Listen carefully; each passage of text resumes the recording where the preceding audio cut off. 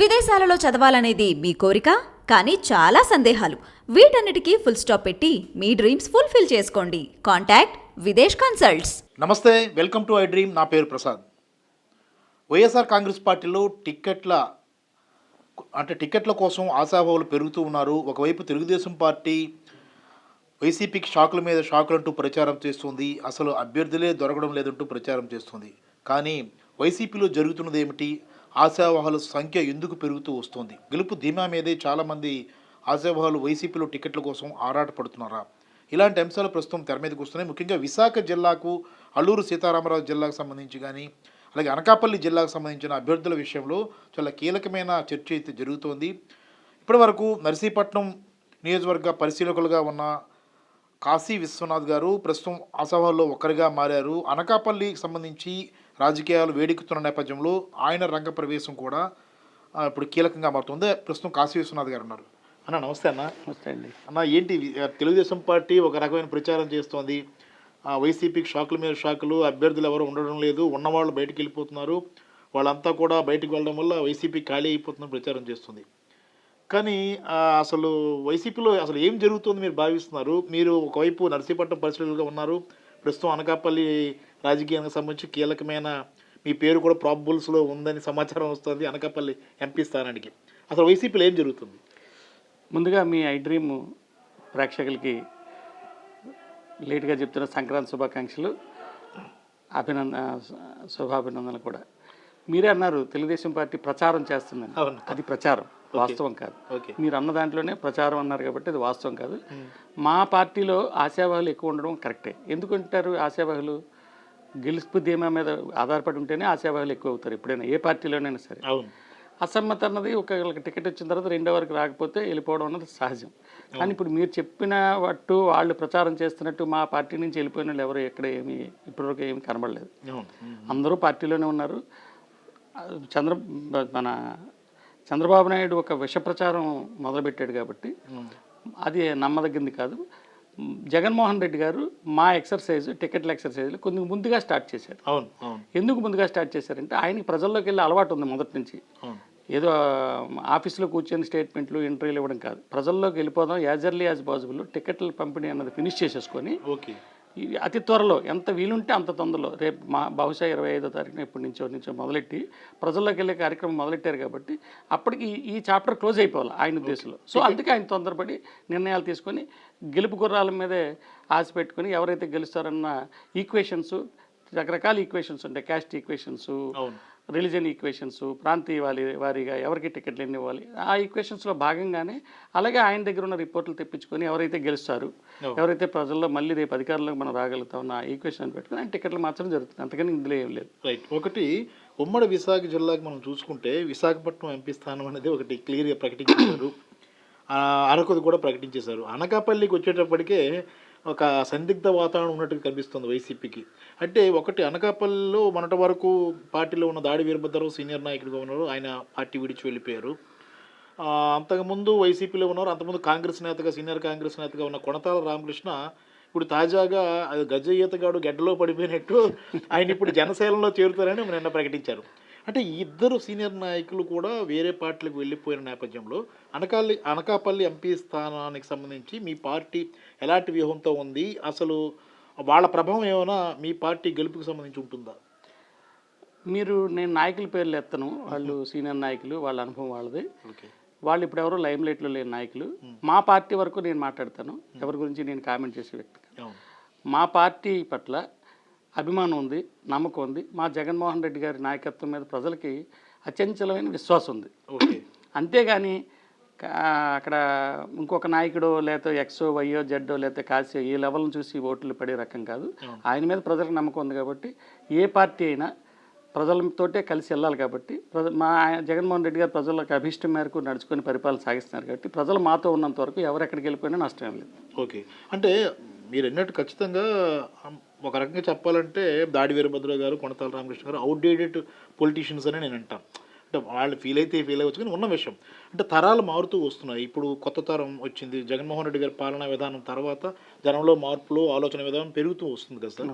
ఇప్పుడున్న పరిస్థితుల్లో ఇప్పుడు నాకు అందుతున్న సమాచారం మేరకు ఒక సామాజిక వర్గం అంటే గౌర సామాజిక వర్గానికి సంబంధించి ఈసారి అనకాపల్లి టికెట్ ఇవ్వాలన్న ఆలోచనతో అంటే వైసీపీ అధిష్టానం ఉంది అనేది ఒక సమాచారం వస్తుంది.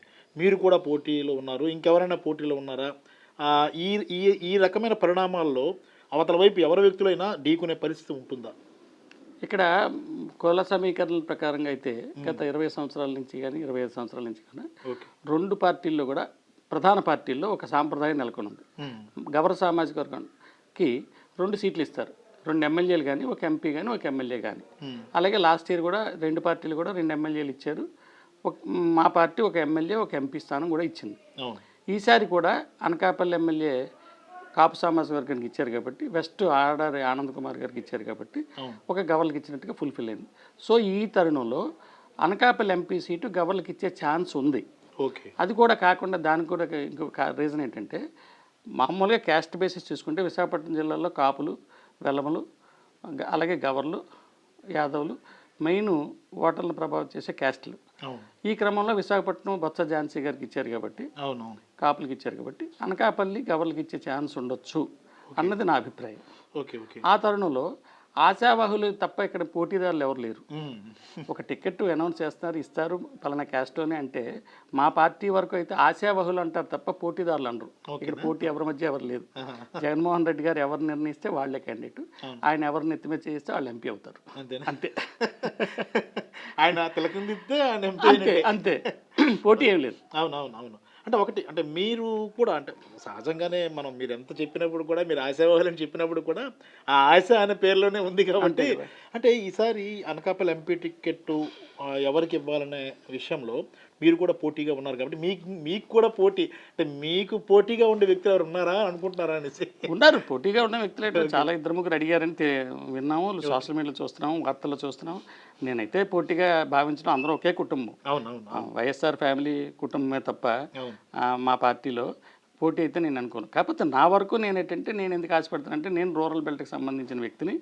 నా నియోజకవర్గం సొంత నియోజకవర్గం నర్సీపట్నం కాన్స్టిట్యున్సీ, అక్కడ నన్ను పరిశీలకుడిగా వేశారు. నా ప్రభావం నాకు ఇండివిజువల్గా నాకున్న రిలేషన్స్ మీకు తెలుసు. నేను చాలా నుంచి పాలిటిక్స్లో ఉన్నాను. నేనైతే నేను కాంట్రవర్సీ కాదు. నా అభ్యర్థిత్వాన్ని అయితే అందరు పార్టీలలో అందరు నాయకులు అందరు ఓటర్స్ ఆమోదిస్తారని ఆశ అయితే నాకు ఉంది. అలాగే నేను అఫీషియల్స్తో కానీ పాత్రికేయ మిత్రులతో కానీ మిగతా పార్టీలతో కానీ సన్నిహిత సంబంధాలు ఉన్నాయి నాకు. నా పర్సనల్ ఇమేజ్ కొంచెం తోడ్పడుతుందేమో ఆశతో నేను కూడా టికెట్ అడగడం జరిగింది. అది మా అధిష్టానం నిర్ణయం. సుబ్బారెడ్డి గారు పెద్దలు వారు ఎలా నిర్ణయిస్తే అలాగా, జగన్ గారు ఎలా నిర్ణయిస్తే అలాగే దాని ప్రకారంగా ఆధారపడి ఉంటుంది. రైట్. ఒకటి మీరు అంటే ఒక ఇంపార్టెంట్ విషయం ఏంటంటే, అసలు ఎప్పుడు వివాదాస్పద వ్యక్తిగా ఉండే అయ్యన్న పాత్రుడు ప్రాతినిధ్యం వహిస్తున్న నర్సీపట్నానికి మీరు పరిశీలకులుగా ఉన్నారు. అది చాలా పెద్ద కీలకమైన విషయం. అలాంటి నియోజకవర్గానికి సంబంధించి కీలకమైన పరిశీలకులుగా ఉన్నారు. ఎప్పటికప్పుడు సమాచారాన్ని అధిష్టానానికి చేరవేస్తున్నారు. అక్కడ మళ్ళీ తిరిగి వైసీపీ గెలవాలన్న ప్లాన్తో, ఆ ప్లాన్లో మీ ప్లాన్ కూడా ఇమిడి ఉంది. కాబట్టి ఎలా ఉంటుంది సార్ మనం నర్సీపట్నంకి వెళ్దాం. అనకాపల్లి నుంచి నర్సీపట్నం రాజకీయాలు ఈసారి ఎలా ఉండబోతున్నాయి? అసలు చాలా అంటే మనకంతున్న సమాచారం ప్రకారం అయ్యన్న పాత్రుడు చాలా అసంతృప్తితో ఉన్నాడు. ఆయన ఫోన్ కూడా చంద్రబాబు లిఫ్ట్ చేయడం లేదనే సమాచారం కూడా వస్తుంది. అంటే ఏంటి అసలు అక్కడ ఈసారి పరిస్థితి ఎలా ఉండిపోతుంది సార్ నర్సీపట్నంలో? నర్సీపట్నం నియోజకవర్గం రాజకీయాల్లో ఒక కీలకమైన నియోజకవర్గం. ఎవరో అవునన్నా కాదన్నా సరే నర్సీపట్నం అనాదిగా తంగేటి రాజులు ప్రాతినిధ్యం వహించిన దగ్గర నుంచి అయ్యన్ పాత్రి గారు తాతయ్య గారు లచ్చపాత్రి గారు అది ఒక కీలకమైన నియోజకవర్గం రాష్ట్రంలో. ఆ కీలకమైన నియోజకవర్గంలో ప్రత్యేక దృష్టి ఇరు పార్టీలకి ఉంటుంది, అందులో వాస్తవం. అయితే నేను నర్సీపట్నం నియోజకవర్గం చెందిన వ్యక్తిగా అక్కడ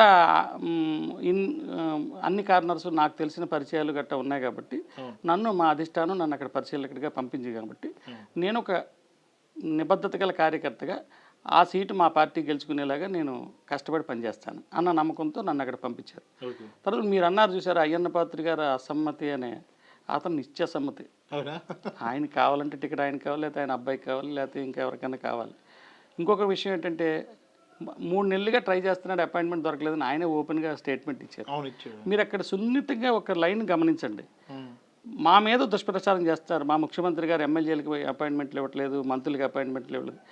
ఆయన వాళ్ళ నాయకుడు ముఖ్యమంత్రి కూడా కాదు. అయినా సరే ఒక పార్టీ సీనియర్ లీడర్కి, ఒక పాలిట్ బ్యూరో మెంబర్కి నాకు 3 నెలల నుంచి అడుగుతుంటే అపాయింట్మెంట్ మా అబ్బాయికి సీట్ అడుగుదాని ఇవ్వట్లేదని బహిరంగంగా చెప్పారంటే ఇది ఏది వాస్తవం మీరే చెప్పండి. అవును అవును. నేనేం కాదన్నా. అంటే ఆ కోపం అంతా వైసీపీ వాళ్ళ మీద చూపిస్తున్నాడు ఆయన, అంటే ఈ తిట్లు అన్ని విపరీతమైన విమర్శలు కాదు చేస్తున్నాడు కాదు కాదు ఆ కోపం అంతా వాళ్ళ పార్టీ వాళ్ళ మీద చూపిస్తారు ఆయన. ఎందుకంటే వాళ్ళ పార్టీలో జాయినీస్ మొత్తం పాత సీనియర్లు అనిపించుకున్న వాళ్ళందరూ జాయిన్ అయిపోతే తన ఉనికి ఎక్కడ ప్రమాదం వస్తుందని అలాగా మాట్లాడుతూ ఉంటాడు తప్ప ఓకే. మా మీద కాదు. Right right. అంటే నర్సీపట్నంలో ఎలా ఉంది సార్ సినారియో అంటే ఎప్పుడు చూసినా ఆయన అయ్యన్న పాత్ర హడావుడి ఎక్కువ ఉంటుంది, వాళ్ళ అబ్బాయికి సార్ టికెట్ ఇస్తారన్నది కూడా తాజాగా మొన్నంతా సోషల్ మీడియాలో చక్కర్లు కొట్టింది. అంటే వాళ్ళ అబ్బాయికి ఇచ్చినా అయ్యన్న పాత్రుడికి ఇచ్చినా వైసీపీ పరిస్థితి ఎలా ఉండబోతుంది ఈసారి అక్కడ? వైసీపీ పరిస్థితి అక్కడే కాదు, ఇప్పుడు జిల్లాలో బ్రహ్మాండంగా అన్ని సీట్లు కూడా మేము గెలుస్తాము. ఓకే. నర్సీపట్నం పర్టికులర్గా బ్రహ్మాండంగా ఉంది. అక్కడ మన గణేష్ గారు యువకుడు, అక్కడ మంచి అభివృద్ధి కార్యక్రమాలు, రోడ్డు వైడనింగ్ అయితేనేమి, ఆ చెరువు పనులు అయితేనేమి, తాండవ రిజర్వాయర్ పనులు అనేది చాలా బ్రహ్మాండంగా చేశారు ఆయన. సో ఆయనకి ప్రజల్లో ఆదరణ ఉంది, అందులో డౌట్ లేదు. దానికి తోడు మా నాయకుడి పట్ల నమ్మకం ఉంది. ఈ పథకాలు ప్రజల్లోకి నేరుగా వెళ్ళడం వలన ఎట్టి పరిస్థితుల్లో నర్సీపట్నం సీటు మేము కైవసం చేసుకుంటాం. జనరల్గా రూరల్ ప్రాంతానికి సంబంధించి నగర పరిధిలో ఒక రకమైన టాకు వినిపిస్తూ ఉంటుంది. అంటే మీరు అన్నట్టు నిత్య అసంతృప్తివాదులు కొద్ది ఎక్కువ మంది ఉంటారు, ఎందుకంటే మనకి ఏవో పథకాలు రాలేదనో లేదా మొత్తం మీద అసంతృప్తి ఉంటారు. కానీ గ్రామీణ ప్రాంతాలకు సంబంధించి మీరు అక్కడ పరిశీలకులుగా ఉన్నారు, ఎప్పటికప్పుడు సమాచారాన్ని అధిష్టానానికి చేరవేస్తారు కాబట్టి గ్రామీణ ప్రాంతంలో పరిస్థితి ఎలా ఉంది? గ్రామీణ ప్రాంతాల్లో మా పార్టీకి అయితే వైఎస్ఆర్ పార్టీకి బ్రహ్మాండమైన ఆదరణ ఉంది. ఎందుకంటే పథకాలు తీసుకునే వాళ్ళు ఎప్పుడు కూడా బిలో పవర్టీ లెవెల్ ఉంటారు, వాళ్ళు బహిరంగంగా రాజకీయాల గురించి చర్చించరు. ఎందుకంటే గ్రామాల్లో పాలిటిక్స్ ఎక్కువ ఉంటాయి, కక్షలు ఎక్కువ ఉంటాయి. అందుకని మనం ఎందుకులే బయటపడడం అని భయపడుతూ బయటికి రారు. కానీ రేపు ఎలక్షన్ వచ్చేసరికి వాళ్ళ తడాక ఏంటో వాళ్ళు చూపిస్తారు. డౌట్ లేదు అన్న. ఒకటి ఫైనల్గా చెప్పండి, అనకాపల్లికి సంబంధించి అధిష్టానం మీకు ఆశీర్వదిస్తే ఎంపీగా అన్ని అస్త్రశస్త్రాలన్నీ సిద్ధంగా చేసుకున్నారా? నేను డెఫినెట్గా అనకాపల్లి కానీ పార్టీ ఆశీర్వదించి జగన్మోహన్ రెడ్డి గారు నన్ను కానీ అభ్యర్థిగా నిర్ణయిస్తే నేను డెఫినెట్గా గెలిచి ఆయనకి నేను బహుమానంగా అనకాపల్లి సీటు ఆయన పేరు చెప్పి ఆయన ఆశీస్సులతో ఆయన బొమ్మతో డిఫరెంట్గా నేను గెలుస్తానన్న ధీమా అయితే మాత్రం నాకు 100కి 100% నాకు నమ్మకం ఉంది. ఎందుకంటే మా పార్టీ వే ఉంది, మా నాయకుడి మీద నమ్మకం ఉంది. క్యాండిడేట్ ఎవరైనా సరే అనకాపల్లి, నేనే కాదు ఆయన ఎవరికి క్యాండిడేట్ అని చెప్పి తిలకం దిద్దుతారో అనకాపల్లి ఎంపీ సీటు కానీ ఎమ్మెల్యేల సీట్లు కానీ మేము గెలుచుకునే అవకాశాలు 100% ఉన్నాయి. అంటే మీకు టికెట్ ఇస్తే చాలామంది ఇతర పార్టీలకు సంబంధించిన నాయకులు కూడా కొంతమంది అంతర్గతంగా సపోర్ట్ చేస్తారన్న ప్రచారం ఉంది, అది నిజమేనా? అంటే నాతో బాగా సన్నిహిత సంబంధాలు ఉన్న లోతల పార్టీలో చాలామంది ఉన్నారు. నేను ఇంతకీ ప్రజారాజ్యం నుంచి కూడా నేను పనిచేసిన నాకు అనుభవం, ఫ్రెండ్షిప్, నాతో ఉన్న బంధుత్వాలు అనేవి ఉన్నాయి, అది వాస్తవమే. చాలామంది ఏంటంటే మీకంటూ టికెట్ ఇస్తే మీరు డెఫినెట్గా బహిరంగంగా మేము సపోర్ట్ చేస్తామని అంటున్నారు. కానీ నేనేమంటానంటే నేను పార్టీలో ఉన్నాను కాబట్టి రండి జాయిన్ అవ్వండి, మా పార్టీకి చేయండి అని నేను అడుగుతున్నాను. అది it will take some time. ఇది డిసైడ్ అయిన తర్వాత మళ్ళీ ఆ కార్యక్రమంలో కూడా మేము వెళ్తాం. రైట్ అన్న, థ్యాంక్ యూ వెరీ మచ్ అన్న. ఇంకేంటి, నమస్కారం. రైట్, చూస్తున్నాం కదా అనకాపల్లి ఎంపీ టికెట్ విషయంలో వైసీపీ అధిష్టానం కాస్త ఆలోచన పడుతుంది. విశాఖపట్నం అర్బన్ సంబంధించిన విశాఖపట్నం టికెట్ కన్ఫర్మ్ అయింది, అరకు టికెట్ కూడా కన్ఫర్మ్ అయింది, ఎవరికి ఇవ్వాలన్నది ఇప్పటికే ఖరారు చేశారు.